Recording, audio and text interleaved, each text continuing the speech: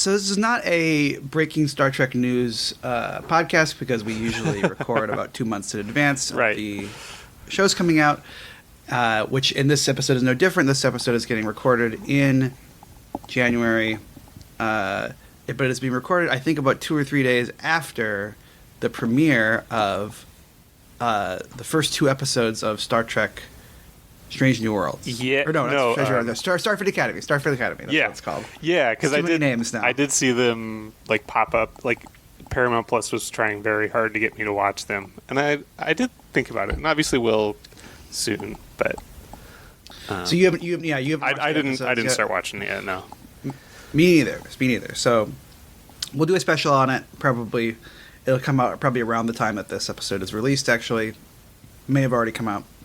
But it's worth talking about just, I guess, to kind of like bookmark it. That are you aware that like this has put Star Trek in the news in kind of an unfortunate Ghostbusters 2017-esque, or whatever year that was. What are people mad about? Well, so this is the thing is like I can't really tell yet from the reactions like how I think I'm going to feel about the show because we've talked about it, like the trailers. Yeah, I saw it because there've been more trailers now on Paramount Plus that I am a little bit more like, oh, this is going to be. It feels like it's going to be more like Discovery than it is Strange New Worlds, or I mean, like I wasn't expecting Lower Decks, but yes, it feels similar. Like kind of tone to Discovery to me, just from which again, like you can't tell from the trailers, but yeah, right.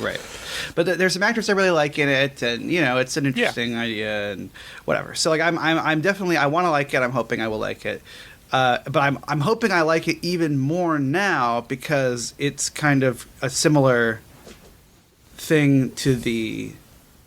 But it's going to be so tiresome to talk about it because it's coming a similar thing to like Lady Ghostbusters, where like the people on the right are doing their thing again. They're like, oh, Star Trek is woke now, which again, as we've said so many times in the show, is the dumbest possible complaint you can make about Star Trek. A show that had like the first interracial kiss on it, like just like a show that has always been woke. Right. Like, yes, has always tried to be kind of on the sort of progressive side of history, since the 60s. But I think the thing that is somewhat more noteworthy about this version of this complaint is that it has been taken up by multiple major figures in U.S. politics. Notably, Elon Musk and Stephen Miller have both weighed in on the show. So two of our most like evil, stupid. Right. Why the hell do you care about Star Trek? I'm gonna just warn anybody who's listening that I'm going to get like very not family friendly for like a little while because like I live in Minneapolis or I live in the Twin Cities right now and like we're under. And again, for context, right it now, is and, early January. It's January 2026. Okay, so.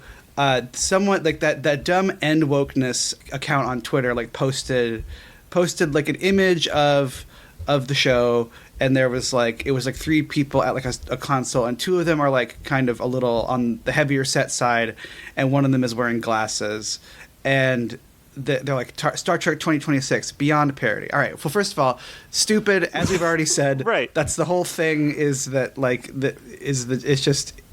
People are like lots of different people working together. Like that's the ethos of Star Trek. Right. They had a fully blind character in like 1987. Right. So right, which is a great note about like Elon Musk's tweet was he said like crazy. Apparently they have made LASIK and Ozempic outlawed in the future, which is like all right. First of all, like I'll get to that back to that in a second. But I mean, but yeah, as you said, right? There's a blind guy in the one from the 90s, like And then Stephen Miller said like he said tragic, but it's not too late for Paramount Plus to save the franchise. Step 1: reconcile with William Shatner and give him total creative control. And it's wait, what? Okay, so that's. First of all, I'm just gonna say, like, I'm gonna be really rude and mean, and just be like, this is coming from 2 of like the ugliest, most fucked up looking assholes in like the Trump administration orbit is like shouldn't be lost on anybody. They're like if you have Elon Musk who looks like he has like swallowed a boa constrictor and there's just like weirdness like rumbling around in him inside of him, like that you have him talking a person who is basically like who is a person who has like been on Ozempic and then probably eaten through it, like and I say this is like an overweight person. It's like, you know, whatever, like no shame about that stuff unless you're going to be like this fucking asshole. Like if you're going to be like that kind of a person and be making someone for being overweight, it's like slow your roll. You look like a fucking you look like a penis had sex with a thumb. It's crazy to me. As we've already said, right. Like also Geordi is blind, one of the most beloved Star Trek characters. So like it's obviously not a big issue to have like a visually impaired person on the show. Right. Like and Stephen Miller, same thing. He looks like if a weasel became a guy. Yeah, like, he is Mr. Burns. Yeah, like it's just like you two are like the two of like the prime examples of the idea that like the idea that the meritocracy is itself like a lie, you know. Right.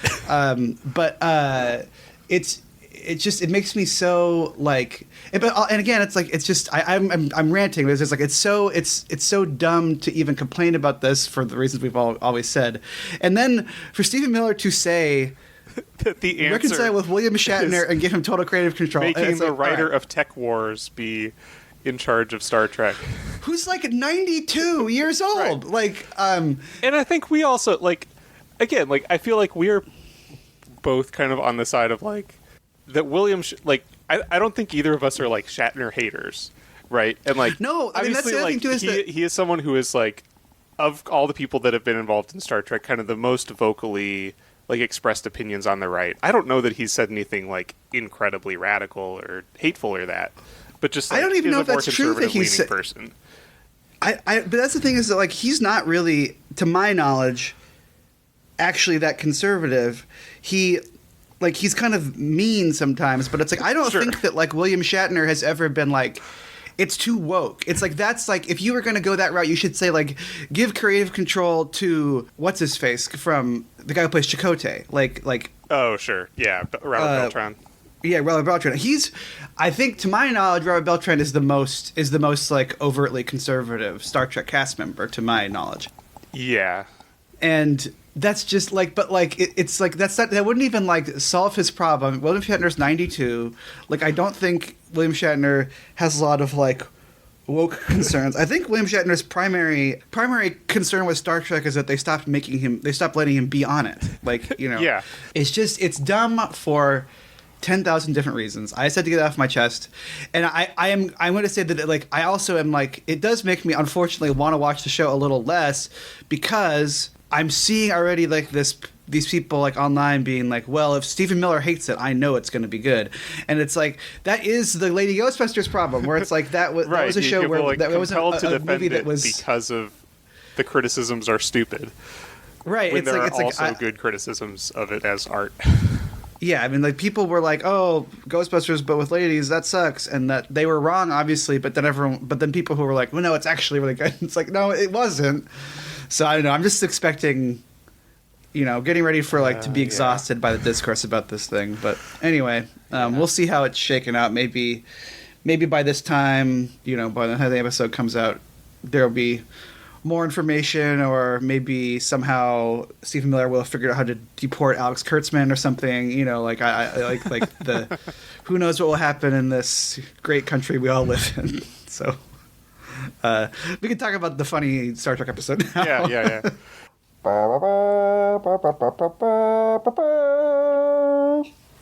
everybody. Welcome to Out of Contreks, the show where two guys who have seen part of Star Trek try to watch all of it in no particular order. I'm Ryan Howard. And I'm Brady Jungle.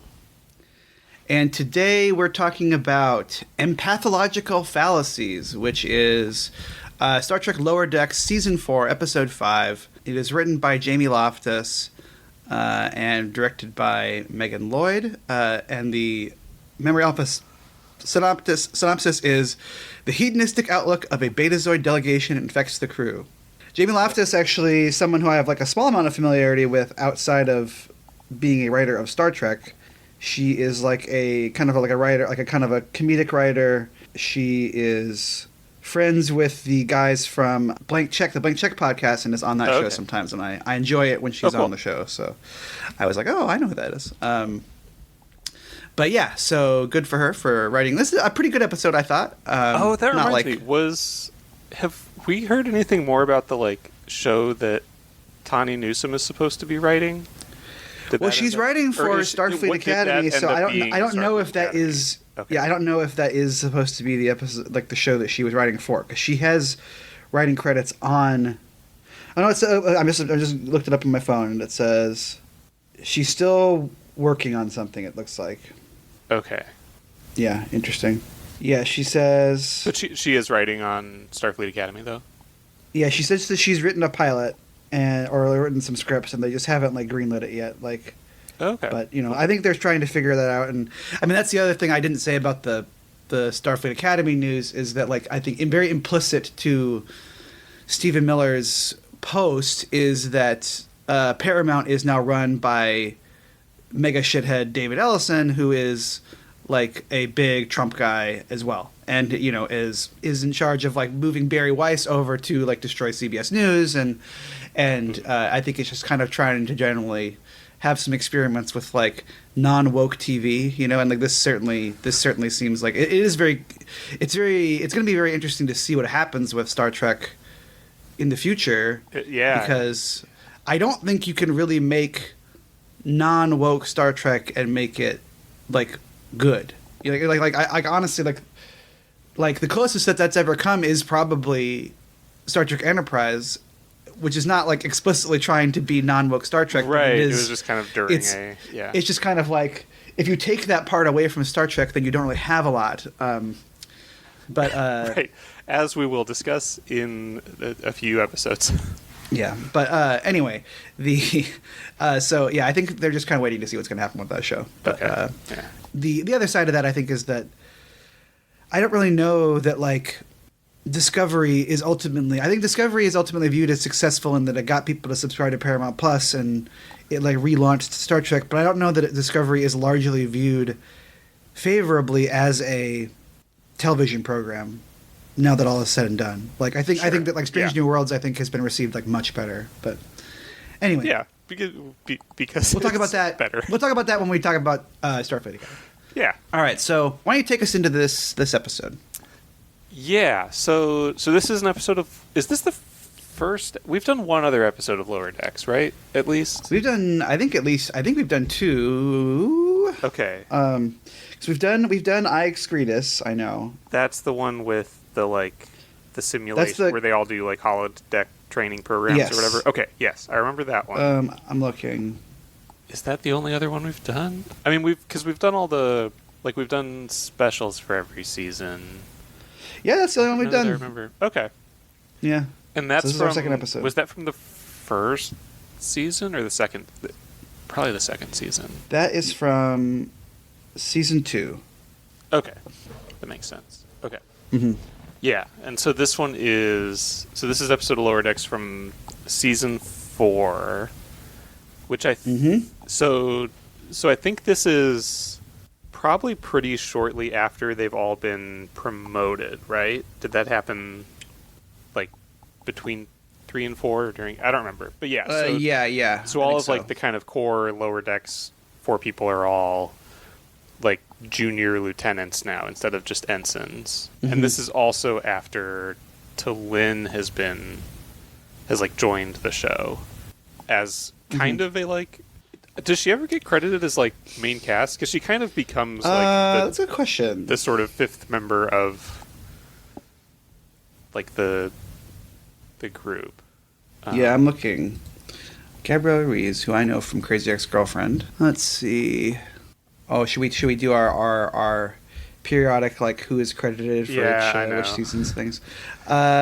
She is never credited as a full cast member. Oh, really? As far She's as I can tell. Guest cast. It looks like, as far as I can tell, that the starring lineup never changes throughout the 5 seasons. Interesting. It's always the 4 of them, and then the 4 kind of main upper decks people.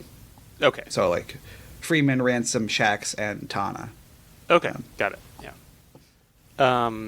But yeah, so, but this is the episode actually starts with her, right? With T'Lyn is sort of writing a message back to Vulcan to ask, like basically complaining, like, because she was a character, she was an officer on a Vulcan ship that then like acted on a hunch which ended up like saving everyone, and then because of her like irrational actions was like dismissed from the Vulcan fleet and sent to be on like a Starfleet ship instead. And so she's kind of asking, like, she's like so annoyed with like being on the Cerritos and how like irrationally everyone acts, and she wants to be transferred back to, like, she wants to sort of have her punishment end and come back to Vulcan. But she's trying to like send this message and it's not going through because like communications are down. And the other like thing that's going on is there are 3 Betazoid like diplomats, ambassadors or something that are being the ship is like transporting them from somewhere to somewhere. I think they're, what did they say? They were, because I remember looking, oh yeah, they were at Angel 1, which was from the like season 1 episode of TNG where it's like the planet that's all women. And then like Riker goes and just like everybody thinks he's hot.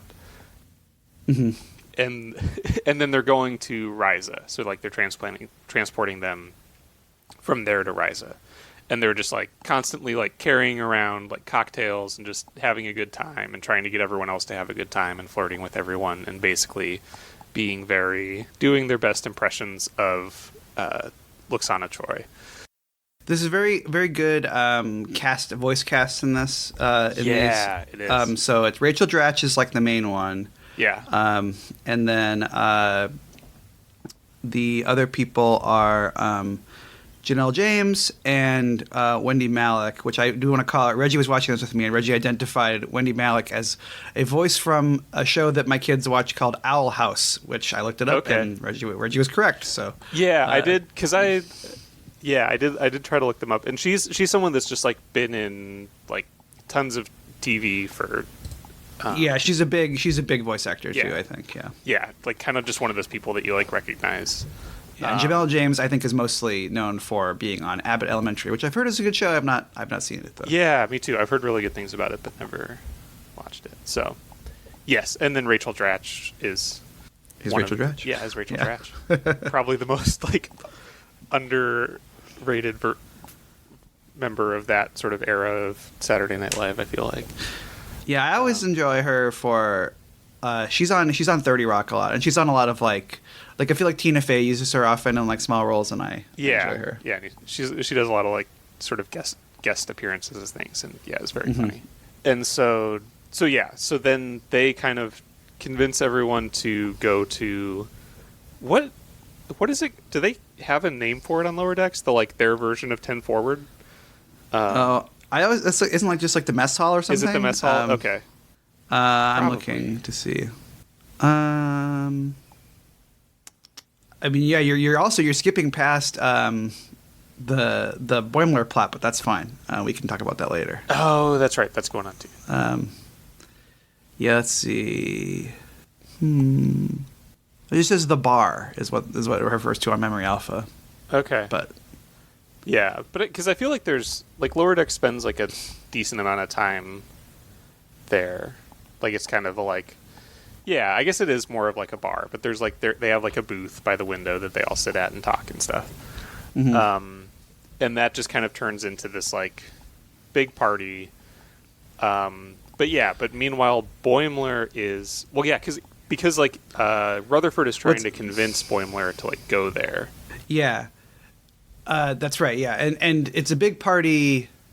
I will say it's not just a big party, but people are acting strangely. But I guess you can go back to the Boimler thing before we get. Yeah. And Boimler is like very kind of like stressed out about like, oh, I'm gonna be an officer now, so I have to like study all the time and work really hard, and so he's like doing flashcards where he's trying to like learn the names of everyone on the crew, and then Rutherford kind of calls Shax and tells him like, hey, like Boimler needs the like special training, or I forget what he calls it, and so then Shax like takes Boimler off to a like the security team kind of headquarters. Mm-hmm. And then so the sort of like in the bar, everyone is like just being very kind of extra and like amplified. Like people are getting like super aggressive or like very horny or can I actually take us down a small rabbit hole like sure. that is kind of related to this. So there's one of the better jokes in this is that Dr. Miglimo, who is, I don't remember like what the name of that species is, but like the bird people, right? Yeah, that are like obsessed with food. Yeah, so he is getting very mad at the replicator because he ordered a regurgitated soup, and then he says he's like, I said regurgitated soup, you stupid bleeping replicator.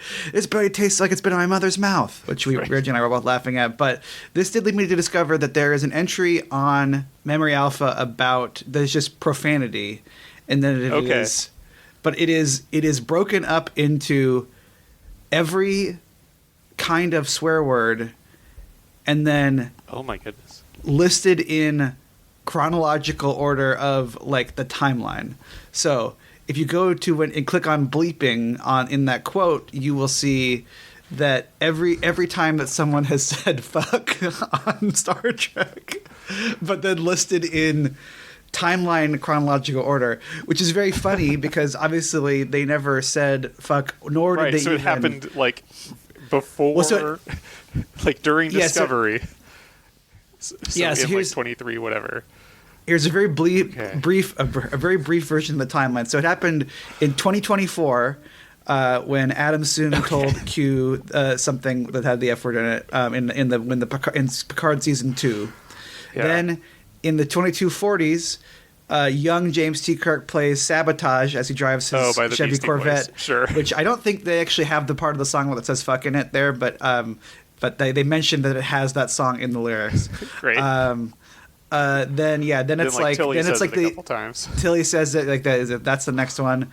Then Ta'ana says it. Then 130 years later. Yeah. 130 years later, then it's like Ta'ana says it, Mariner says it, some more. Like it says it in the Moopsie episode a few times.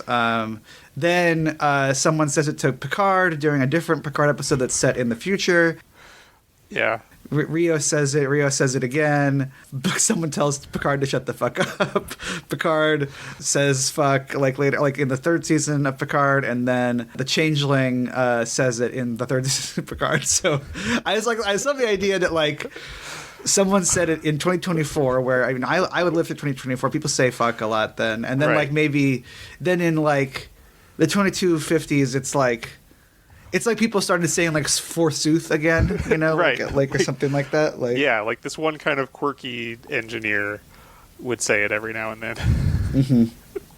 Anyway, though, I found that pretty amusing. It was a fun idea.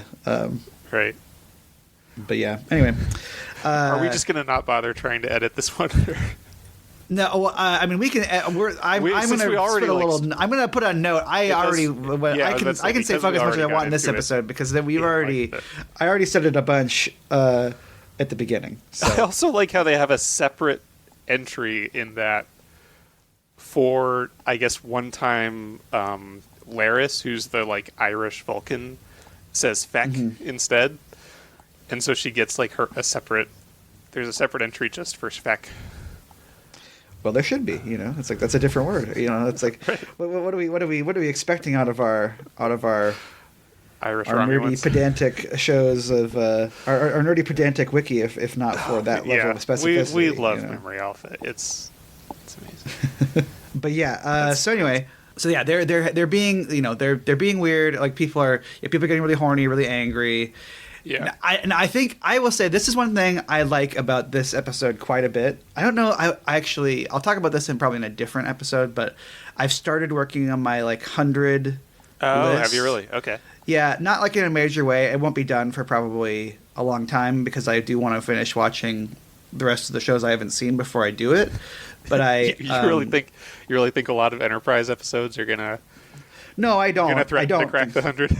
I don't think so. But I do just. I want to give it the fair shot, but I was like, because I don't think so. I don't think that. I think I can start working on it now and then have a pretty good list going by the time that I do finish Enterprise. Right. And I don't know that this will make the 100, but I really appreciated about this one that it does something that is kind of a little bit different for Lower Decks, which is that Lower Decks I think really tries to get a lot of mileage off of basically the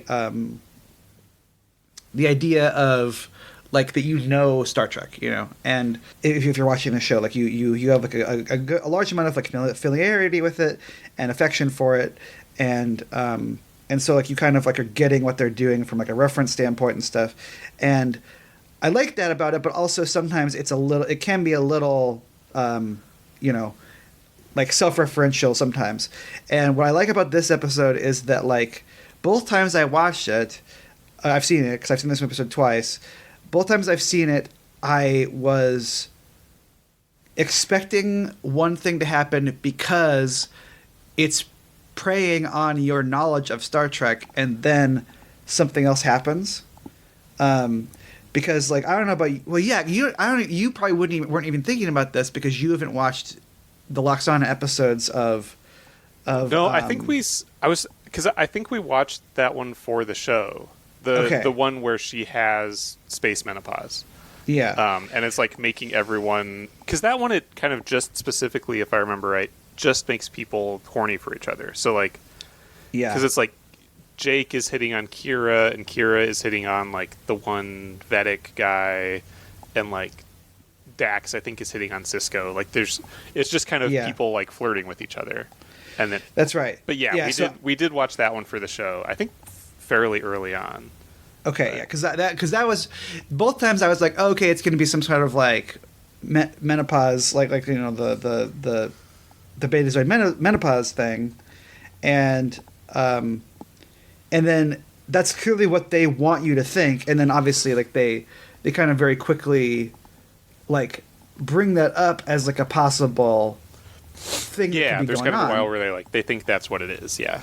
Yeah, and then the show is very smartly oh no, it's not that, it's some other thing. And I like that about this show is that it feels like a very clever kind of subversion of the of your normal expectations about that stuff. So anyway, I just wanted to say I always appreciated that about this episode is that both times, even me, a big Star Trek guy, I was okay, so it's going to be this, and then they're no, it's not going to be that. So anyway, I just appreciated that. Yeah. I think Lower Decks does manage to kind of find that sweet spot that I feel we complain a lot about a lot of kind of media today of it references. Right, because Lower Decks is obviously a very kind of reference heavy show. A lot of their jokes are jokes about kind of previous Star Trek episodes, but it manages to do it in a way where it's not just either copying it or even just doing the Star Trek you just kind of hold it up in front of the camera and be look, it's this thing, but they actually will they'll they kind of know what it is and use it, but then do something new with it other than just it's not just kind of copying a previous episode type of thing. Yeah, and that's the thing. I think that must be because hard to do given the amount of media that does it poorly that I think Lower Decks consistently does very well. Because the next part of it is basically that Freeman is oh, you guys have space menopause, right? And they're rude, no we don't, and so they capture them or capture them. Yeah, they make them go to sickbay to get tested. Yeah, so they scan them in sickbay, and they're and they find no, they don't have space menopause actually. and then the Betazoids also are kind of becoming more like kind of like having a harder time controlling their emotions and more like impulsive in that, and so they end up deciding to like kind of pull the ripcord, and basically it turns out they're all actually like secret agents of, what do they call it? Like, is what just the BIA? I think so. Yeah, it's just the Betazoid. Yeah, I think so. It's just the BIA. Yeah. Yes, Beta Z intelligence agency, and so then they kind of end up like, pulling out these like stun batons and like beating up everybody and taking over the ship, because they're like they're getting kind of more and more suspicious and paranoid, and they're just like, oh, the crew is, the captain's kind of out to get us, and so we have to take the ship and like capture it and take it back to Beta Z. Mm-hmm. And then like the captain kind of starts trying to like trick them into like sort of fighting with each other, because she pulls, like, is kind of remembering this time that one of them said a mean thing about the other one, and then she's like, read my mind and see what I'm, learn my secrets or whatever, and then that gets them angry at each other. Then I guess the Boimler thing, so during all of this, like, while everyone on the crew is kind of acting crazy and chasing each other around and taking their clothes off, Boimler and like Shax and the security team are, so it starts out as slam poetry. Yeah. About Worf. And then what? And then Boimler's like complaining. He's just like, this isn't like cool security stuff. This is, like, I want to do cool security stuff. And so they're like, all right, you get to pick, which super security test from this box you want to do. And it's like a puzzle and tarot cards. And so I love that he's like, how can I ever decide? And they're like, he chose both! He chose both! Yeah. Right. Really good. So like the next scene, they're like sitting and doing tarot cards with him. It's really funny. Which is, yeah. And then like the distress call, they get the distress call from the captain. And so then suddenly they all get like really serious and like run in there and sort of subdue the Betazoids. Mm-hmm. So then the kind of like what really happened. So then it's T'Lyn and Mariner. Oh, it's because they're in sickbay. They were in sickbay kind of when like trying to scan the Betazoids, and then they see that like the scanner kind of picks up that T'Lyn actually has. She's got like what is the disease? Yeah, it's the disease from Sarek, the TNG episode that Sarek had. Which so I do remember the DS9 Luxana Troy episode. I don't remember Sarek at all. This is the disease that he has in TNG when he's dying, and he has to like connect with Picard, where it's sort of like it's called Benji syndrome, or I think this is in. I guess it's in TNG. Yeah. I do. I remember that it is an episode. I just don't remember what. It's in a couple of episodes, actually. Yeah, it's lots of emotional control that can be telepathically projected onto other people.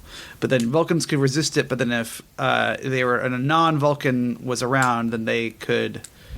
They could. So it essentially has like the same sort of effects, and that's what's causing like all of the people on the ship to be like really emotional and aggressive and that kind of thing. And T'Lyn gets kind of really feels really sad about that, and she was just like, well, this is happening because I got so upset, and like because I wanted to send this message because I hated on this ship and want to leave, and like was really frustrated that I can't send this message, and so like my emotions were kind of so strong about this that was making it project out like that. Yeah. And she's like, I'm a failure as a Vulcan. I'm too emotional, and like they were right to throw me out. And Mariner kind of manages to convince her like, no, you're great actually, because she then she's like, if you have Bendai syndrome, that's like the most Vulcan thing ever, because like Spock's dad had it, and he was as Vulcan as a motherfucker.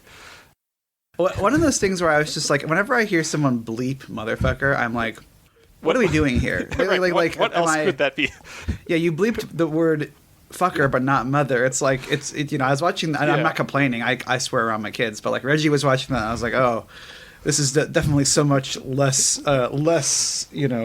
whatever, corrupting, right. I guess, or something, if because you didn't hear them say fuck. Like, yeah, it's such a... very silly.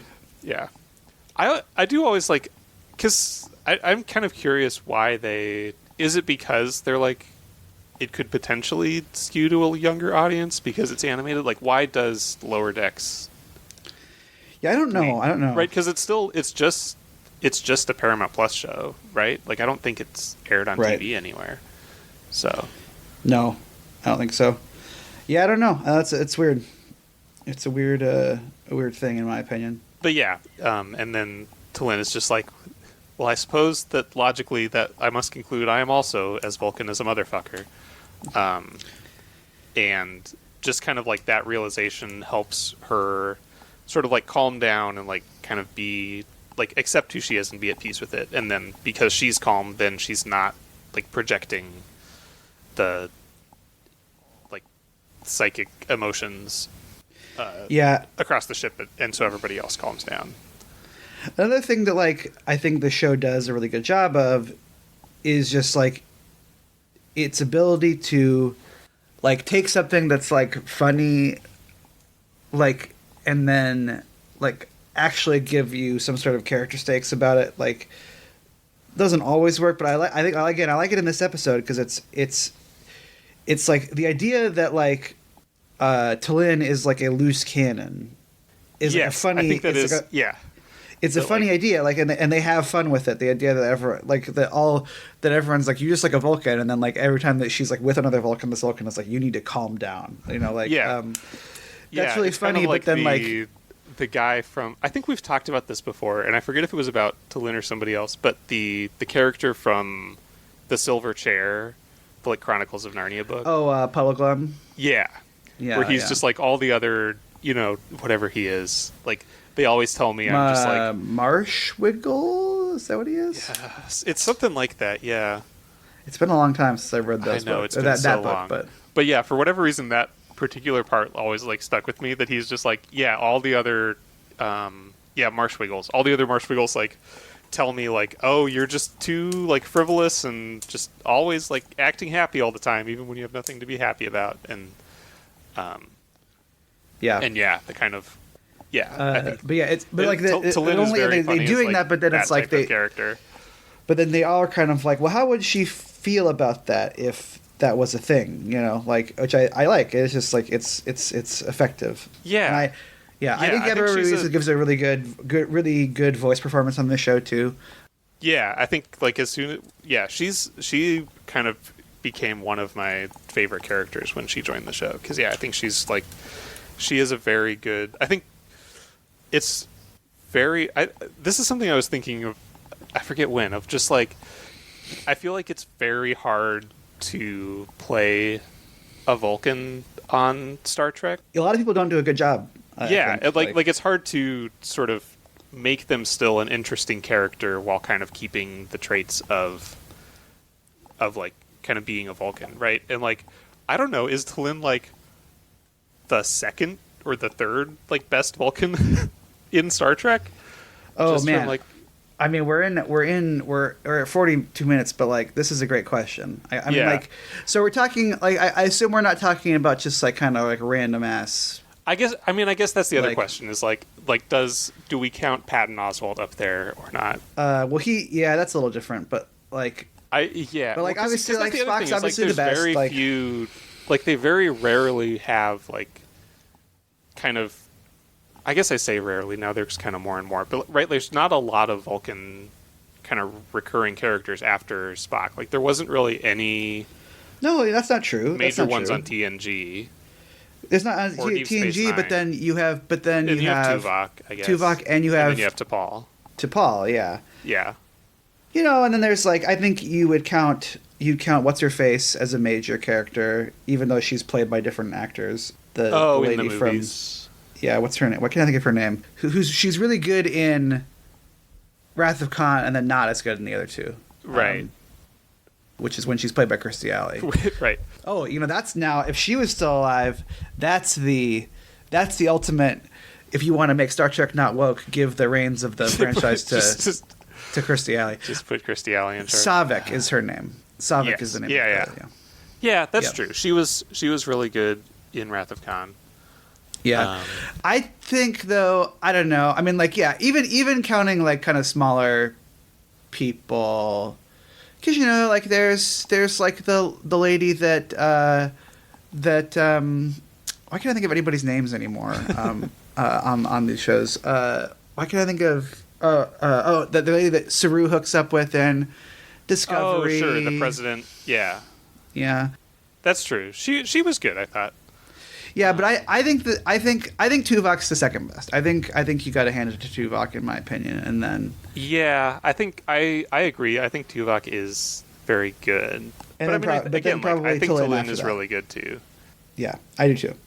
No disagreement from me there.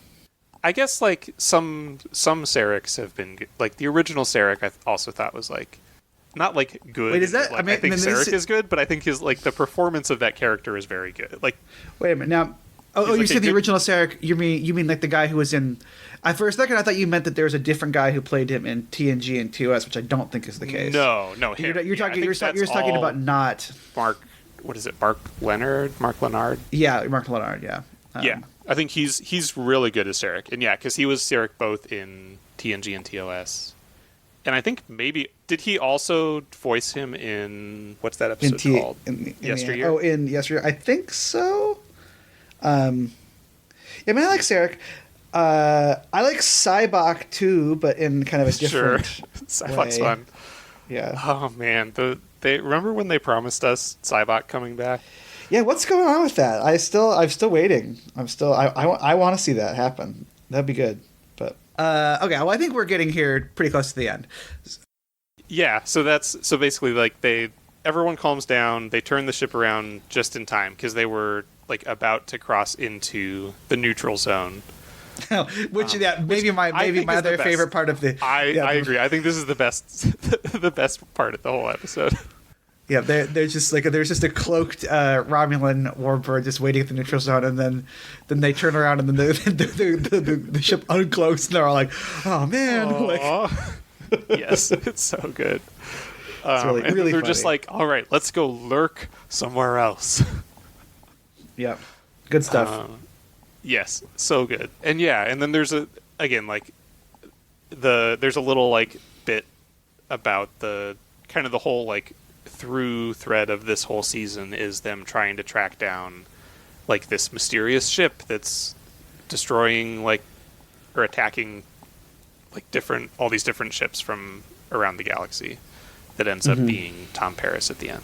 Yeah, which I would say not like among their most successful. No, not Tom Paris. What's his name? The other guy who's played by Tom Paris. Right. From Nick Locarno is his name. Locarno. Yeah. That one I actually was able to just pull. Nice. That's good. Yeah, not among their more successful like little arcs in my opinion, but I can't remember if I said this when we did the special on this. Is like that plot reminds me a lot of. There is like this bit on the second season of Breaking Bad that bugged me when I watched that show too, which is just that like at the beginning of like every like episode in the second season, like there's like this kind of like cold open that is just like a shot of like a teddy bear in a swimming pool, and you're just seeing like more bits of it like the entire time, and then like at the end it's like, oh yeah, because there was like a plane crash that led to this happening because of some stuff that like Walter did, and I'm just like, okay, I mean sure, but it's not really, I don't know, it's not, it's like it feels very unconnected from like what's going on, and it's sort of like because it's like it just kind of like every episode ends with the Nick Locarno thing, but it's like it's not really like tied into the episodes. It's just sort of like, well, we're sort of setting up this thing at the end, but it doesn't have anything to do with the actual episodes we're watching right now. But anyway, still, yeah, pretty good episode. I don't think that it's currently on my 100 list. In fact, I can go look. Yeah, and see. I think there's definitely better episodes of Lower Decks. Like this one was fun. It was a good time. But yeah, I'm like still narrowing it down. No, I have a good number of them that are on my long list, which has got like 140-ish episodes on it. I probably have like, let's see. Oh, interesting. Apparently, let me see if I can find a screenshot of this. Because apparently I was just scrolling through. Sorry, I'll let you. Well, I have about 19 episodes that are under consideration.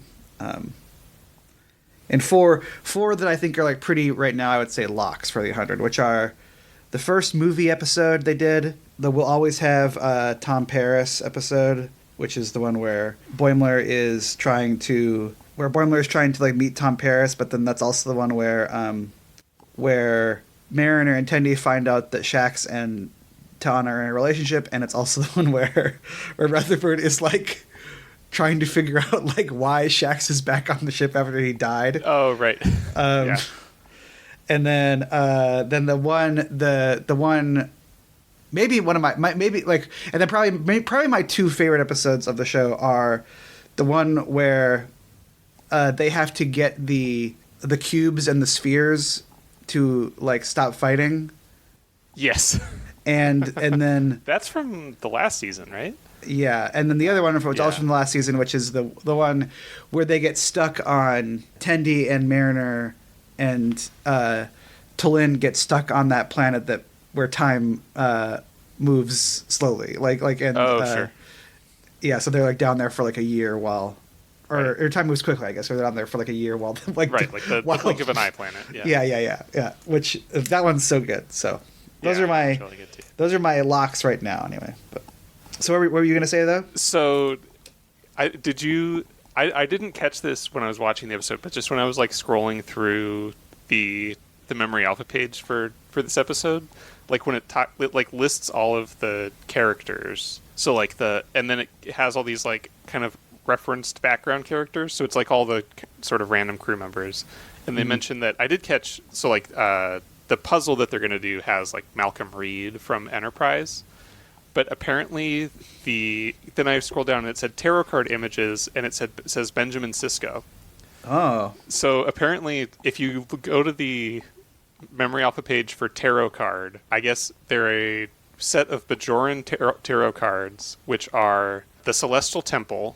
Oh, I'm seeing it. Yeah. The wormhole. Durna, which I'm not sure what that one is. I guess it looks like a planet. It's a moon. It's a moon of Bajor.